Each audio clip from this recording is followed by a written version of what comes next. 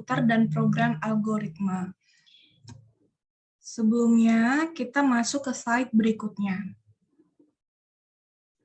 Sebelum saya jelaskan, perkenalkan terlebih dahulu, nama saya Arimbi Haryanja. Di sini saya akan menjelaskan pengertian aplikasi komputer. Jadi, aplikasi komputer itu adalah perangkat lunak atau software, program komputer yang ditulis dalam bahasa program dan berfungsi melakukan perintah sesuai dengan keinginan dari pembuat aplikasi.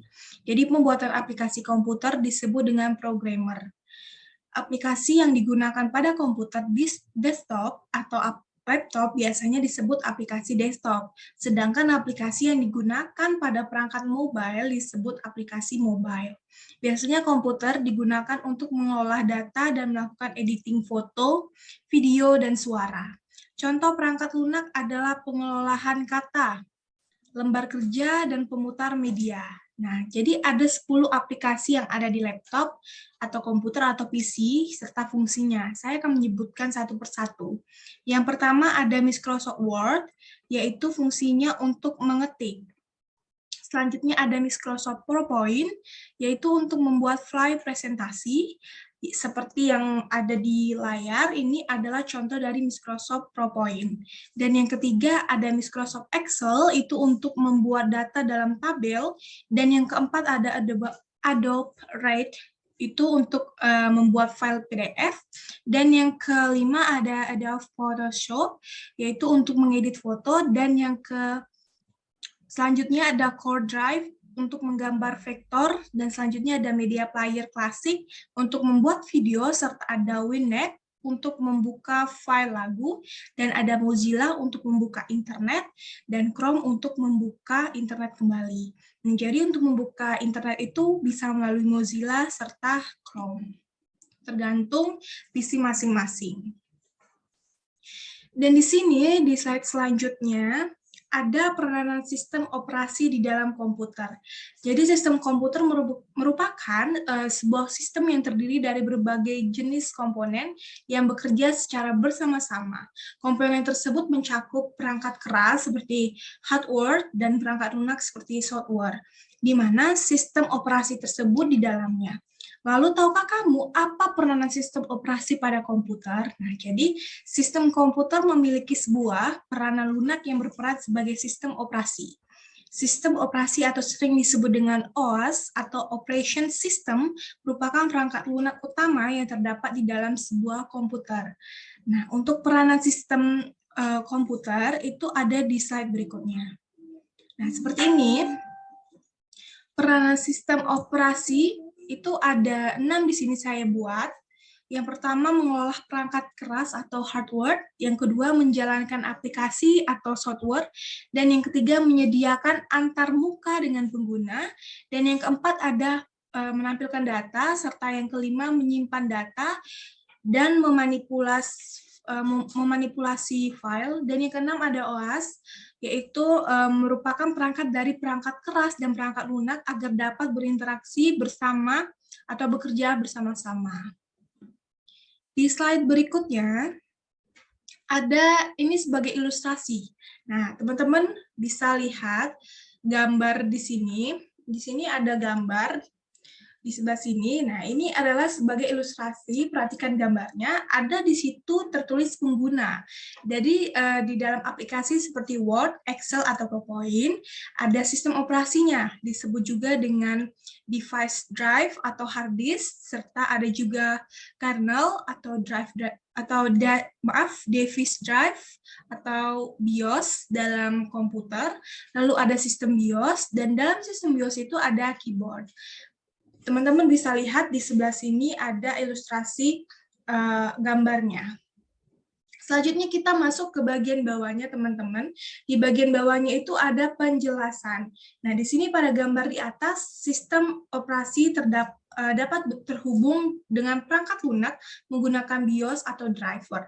Jadi meskipun sistem operasi belum dijalankan, perangkat keras yang dibutuhkan untuk menjalankan komputer ketika mulai dihidupkan seperti hard disk, keyboard, dan memori dapat dikendalikan menggunakan BIOS.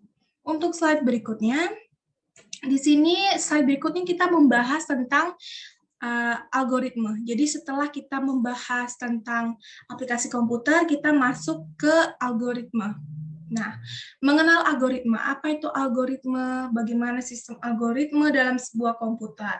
Nah, ini ada gambaran-gambaran, ada 3, yaitu apa itu algoritma, dan ini bagian-bagian dari algoritma. Kita masuk ke slide berikutnya untuk penjelasan lebih rincinya. Di sini saya membuat 2 bagian, yaitu ada pengertian serta fungsi. Baik ya, teman-teman. Di sini kita masuk ke pengertian terlebih dahulu. Jadi, pengertian algoritma atau algoritma merupakan sekumpulan instruksi yang terstruktur dan terbatas yang diimplementasi ke dalam bentuk program komputer untuk menyelesaikan suatu masalah komputasi tertentu dalam matematika dan ilmu komputer. Algoritma adalah prosedur langkah demi langkah untuk perhitungan. Nah, untuk fungsinya sendiri, dapat memperkecil kesalahan atau error dalam programan, sebab algoritma dapat menjalankan segala sesuatu secara otomatis sesuai rumus atau instruksi yang sudah ditentukan. Algoritma juga membantu developer mencari kesalahan atau error dari program yang sudah dibuat sebelumnya. Untuk slide berikutnya, kita akan membahas tentang ciri-ciri algoritma. Nah, jadi ada 5 ciri-ciri tentang algoritma. Segala macam metode yang ada pasti memiliki ciri-ciri termasuk algoritma.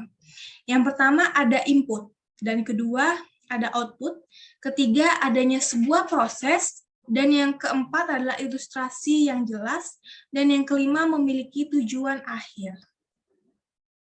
Kita ke slide berikutnya. Jadi di sini selain pengertian, tujuan, fungsi, kita juga memiliki manfaat dalam algoritma. Jadi algoritma itu memiliki berbagai manfaat, di antaranya dapat menyelesaikan suatu masalah yang sedang terjadi dengan langkah-langkah yang sistematis dan logis. Yang kedua, dapat memudahkan atau membantu kita dalam mengubah program yang rumit menjadi lebih sederhana. Dan yang ketiga, memudahkan kita untuk membuat sebuah program. Keempat, bisa mengurangi terjadinya kesalahan terhadap penulisan suatu program secara berulang kali. Dan yang kelima, yaitu memudahkan kita untuk menemukan kesalahan dalam suatu langkah kerja yang sudah jelas. Sebetulnya masih banyak sekali manfaat algoritma di dalam komputer yang sangat bermanfaat dan berguna bagi kita, namun ini hanya beberapa poinnya saja yang saya sampaikan. Untuk lebih lanjutnya, teman-teman bisa searching di YouTube atau di Google. Ilmu itu sudah gampang sekali dicari ya, teman-teman. Ini hanya beberapa poin pentingnya saja. Selanjutnya kita membahas tentang jenis-jenis algoritma. Nah, jenis-jenis algoritma ini ada 3 di sini saya buat ya teman-teman. Sebelum itu kita jelaskan dulu. Algoritma yang sering kita ketahui ini ternyata memiliki berbagai jenis. Nah, algoritma memiliki 3 jenis, yaitu algoritma sekuensial dan algoritma perulangan serta algoritma percabangan. Ketiga jenis algoritma tersebut bisa dibilang sebagai pembentuk dari algoritma itu sendiri. Seperti ini sudah saya susun secara bertingkat, teman-teman bisa lihat di layar laptop teman-teman. Seperti yang ada di bawah ini. Selanjutnya kita masuk ke pembahasan ketiga kita. Setelah aplikasi komputer, algoritma, kita masuk ke teknologi informasi. Jadi saya akan menjelaskan 4, teman-teman. Pertama aplikasi komputer, setelah itu kedua pembahasan algoritma, dan yang ketiga teknologi informasi atau computer and information technology, serta yang keempat saya akan membahas digital information. Digital information adalah pembahasan terakhir saya.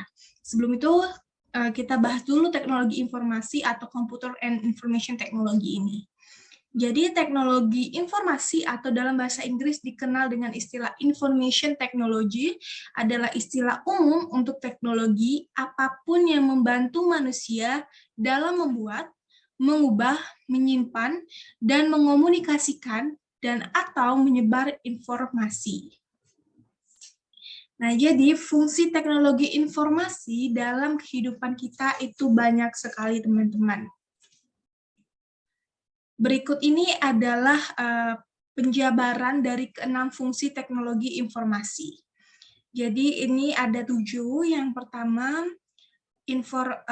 fungsi teknologi informasi sebagai pengolah atau processing, yang kedua menangkap atau capture, dan ketiga menyimpan atau stronger, dan yang keempat ada mengolah atau memproses data masukan yang diterima untuk menjadi informasi, serta yang kelima sebagai menghasilkan generating, dan keenam ada pencari kembali atau retrieval, dan ketujuh ada transmisi atau transform atau transmission. Setelah dari fungsi teknologi informasi, kita masuk ke slide berikutnya. Di slide berikut ini ada tentang teknologi informasi yang mana ada tujuan serta manfaat dalam teknologi informasi. Pertama, saya akan menjelaskan tujuan teknologi informasi. Jadi tujuan teknologi informasi adalah untuk memecahkan suatu masalah, membuka kreativitas, meningkatkan efektivitas dan efisiensi dalam melakukan pekerjaan. Jadi dapat dikatakan karena dibutuhkannya pemecahan masalah, membuka kreativitas dan efisiensi manusia dalam melakukan pekerjaan menjadi penyebab atau acuan diciptakannya teknologi informasi ini. Serta untuk manfaat teknologi informasi. Dalam keaktivitas sehari-hari sangat penting, manfaat ini bisa digunakan sebagai penunjang kehidupan yang lebih baik dikarenakan, seperti yang ada di atas ini, dikarenakan ada teknologi informasi yang bisa membantu aktivitas menjadi lebih efektif dan efisien. Di slide berikutnya, kita masuk ke penjelasan terakhir saya, seperti yang saya bilang tadi, bahwa saya akan menjelaskan 4 tentang teknologi. Pertama, aplikasi komputer, algoritma, serta teknologi informasi dan teknologi digital. Di sini, untuk slide terakhir, saya akan menjelaskan tentang teknologi digital. Jadi, teknologi digital adalah alat dalam sistem komputerisasi. Secara umum, teknologi dapat diartikan sebagai suatu ilmu yang berhubungan dengan alat atau mesin yang diciptakan untuk mempermudah dan menyelesaikan masalah atau pekerjaan sehari-hari, sehingga diharapkan dengan hadirnya teknologi digital mampu membawa pengaruh yang baik untuk kehidupan manusia selanjutnya. Slide berikutnya nih, di sini ada beberapa bagian tentang teknologi digital adalah alat dengan sistem komputerisasi. Di sini ada ikon HP serta komputer, yang mana ikon HP dan komputer ini menunjang atau membuat bawah inilah gambaran dari teknologi digital itu. Dari teknologi digital itu, saya mengambil beberapa poin, yaitu smartphone, televisi pintar, serta tablet, dan laptop. Ini hanya beberapa di antara tentang teknologi digital. Seperti radio itu termasuk teknologi digital ya, teman-teman. Di sini hanya poin-poinnya saja yang saya buat. Selanjutnya, dari manfaat teknologi digital ini ada banyak, tapi di sini saya kembali tegaskan bahwa saya hanya mengambil beberapa saja, karena bila semuanya saya masukkan ke dalam PowerPoint saya, mungkin penjelasannya akan sangat panjang dan durasinya akan cukup lama. Oleh itu, saya mengambil 2 poin dari manfaat adanya teknologi digital ini. Yang pertama di bidang perbankan. Jadi manfaat teknologi digital juga dapat dirasakan di dunia perbankan. Saat ini penyetoran dan pengembalian uang bisa dilakukan secara online, transfer secara online ataupun pengisian secara online. Nah, dengan adanya teknologi informasi ini, Anda tidak perlu lagi repot untuk menyetor atau mengambil uang di kantor pada jam kerja. Selanjutnya, ada di bidang kesehatan, teman-teman. Jadi, manfaat teknologi digital dalam bidang kesehatan bisa dibilang teknologi amat sangat berjasa dalam perbaikan manajemen di klinik atau rumah sakit. Jika dulu pencatatan riwayat kesehatan pasien hanya ditulis dalam sebuah berkas, sekarang pencatatan juga dilakukan dan diarsipkan di komputer. Jadi dengan adanya teknologi-teknologi di kehidupan manusia ini sangat-sangat membantu dan tentunya menjadi lebih praktis lagi, teman-teman.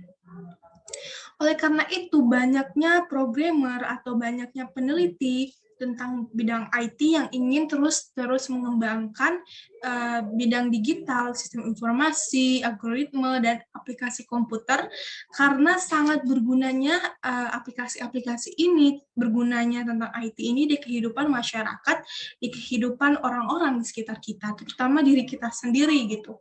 Dengan adanya teknologi ini sangat-sangat membantu. Saya pikir itulah presentasi yang saya buat, dan itulah beberapa pertanyaan atau beberapa pengertian tentang aplikasi komputer dan algoritma. Dan di sini ada 4 foto teman-teman. Di sini ada kesimpulan dari berbagai jaringan sosial media tentang digital, serta tentang sistem informasi, dan juga tentang algoritma. Sekian dari saya ucapkan terima kasih banyak.